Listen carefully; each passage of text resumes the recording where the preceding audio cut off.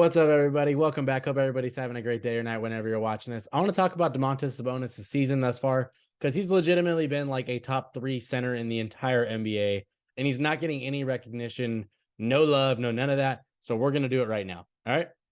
Before I do, if you're new to the channel, please subscribe. And if you enjoy this kind of content, please like the video. But let's give Sabonis some love because look at it this way, guys. Name the centers that have been better than him in the NBA this season. There's Nikola Jokic, okay, 2-time MVP, fair. Joel Embiid, 2-time like runner-up for MVP, he's been fantastic, especially as of late. After that, there's not a name you can put there that I think is fair. Sabonis has been just flat out amazing. Okay. His averages on the season, almost 19 points, 12 rebounds, almost 7 assists. Like 19, 12, and 7 is not normal. There's not that many guys that can do that.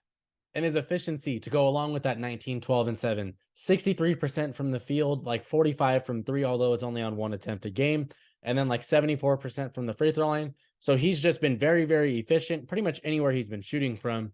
And it's been crazy good. So to have that efficiency with those numbers and to not get any love, it blows my mind. I don't understand it. For those that are wondering, yes, this is his best statistical year of his career thus far. He's had years with maybe a point more, but the points, the rebounds, the efficiency, the assists, everything all coming together in one bundle, this is the best he's ever been. And he's currently the best in rebounding in the entire NBA. Put any name next to him. You put Jokic up there. I love Jokic. Doesn't have more rebounds. Put Embiid up there. Doesn't have more rebounds. Giannis, not more rebounds. Anthony Davis. I mean, he's been injured, so I don't even know if we want to count him. But Sabonis is just a glass cleaner, just best in the league at it right now. And he's like, I think he averages like 3 offensive rebounds per game, which I think is like top 10 for being, just a big man. But I think he's first in defensive rebounds per game. So whenever the other team misses, he's on it, cleaning up that glass, starting the transition. That is something that I think is so unnoticed with him, is the amount of rebounds he gets where he's able to start the break and then it just pushes their pace, gets them easy buckets in transition, open threes, easy dunks, everything. He does so much out there, and he's been fantastic. We want to continue with his efficiencies, top 10 in field goal percentage. But my personal favorite thing about Domantas Sabonis, he's top 15 in assists, and he's a center. Top 15 in assists, and he's a center.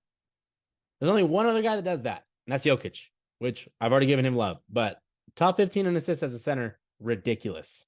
And for my advanced analytic nerds like myself, I like to put a couple of these in here because I think he's been awesome in the advanced analytics as well. He is top 10 in player impact behind, guess the guys. Guess the guys that he's behind here. Put the ones in your head, think who you got.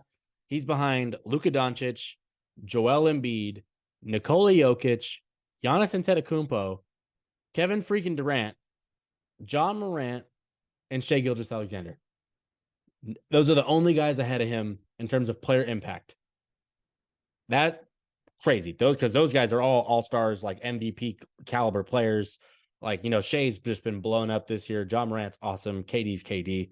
Giannis MVP, Finals MVP, champion. I already talked about Jokic. Luka might win MVP this year. Embiid. We all know this. Okay, so he's in the conversation with those guys, and he's not getting talked about. Explain to me why. And you're probably gonna say, oh, because he plays in Sacramento. I don't care. Great basketball deserves to be recognized. He is top 10 in offensive rating, so that means he is one of the best offensive players in the game, essentially. Top 10 in true shooting percentage. That kind of goes with his effective field goal percentage and things like that. So he's just been, efficient, like I already said. And I just think he's a top 3 center. You can't argue against. Obviously, you're going to put Jokic at 1 or 2, Embiid at 1 or 2. But after that, I don't want to hear about Cat. I don't want to hear about Bam Adebayo. I damn sure don't want to hear about Rudy Gobert. Like, there's Miles Turner's having a really good year, but I wouldn't put him ahead of Sabonis, former teammate. You can't argue anybody other than Embiid and Jokic. And if you do, I think you're lost. I think you have bias, and I think that's unfair to Sabonis because he's just been playing at such a fantastic level, and he's blowing my mind with how good he's been this season.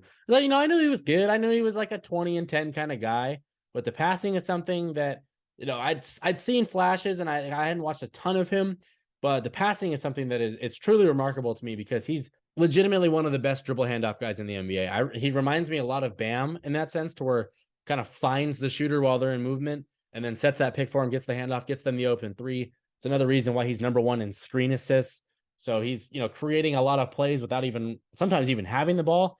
Obviously, he's an elite screener. We know that. But he's just been fantastic when he has the ball and when he doesn't have the ball. And that's something that you don't always see out of, star players in the NBA is, are they good without the ball? So many of them, for whatever reason, just suck without the, I don't want to say they suck. So many really good NBA players really just struggle playing off the ball. Sabonis is not one of them. And to strengthen his argument, his team is winning. His team is like top 5 in the West right now. Yes, it's all very cluttered and jam packed, but being top 5 is top 5. And honestly, he's top 3, like I said, in this position. He should be making an all NBA team if the season ends. If the season ends today, I would have Jokic in my all NBA first team. I would have Joel in my all NBA second team, and then I would have Sabonis in my all NBA third team. And he should damn sure make the All-Star team. I'm one of those people that is saying the Kings should have 2 All-Stars. I think Fox has been very, very worthy of it. And obviously, I think Sabonis. That's actually a good question. Kings fans that are watching this, who's more worthy of an All-Star appearance, do you think? Domantas Sabonis or De'Aaron Fox? I think that's a great question. I don't know, because I think Fox has taken his game to a whole nother level this year in terms of overall, just the clutchness, everything like that. But I don't know. I think it's a really good question. Where do you rank Domantas Sabonis amongst your centers? Where do you rank him in your NBA players? He's got to be top, 20, 25 at the worst. I would definitely think he's got to be somewhere in there for sure. Got to give Sabonis some love. He's been having a fantastic season. Media is not going to talk about it, but I will. Anywho, if you like this video, please click the like button. And if you're new to the channel, please subscribe. I need those subscribers. We got to get my growth. Got to keep it going. I appreciate everybody that's hopped on the train lately. Love y'all. Thank you for watching. I'm done here. Peace.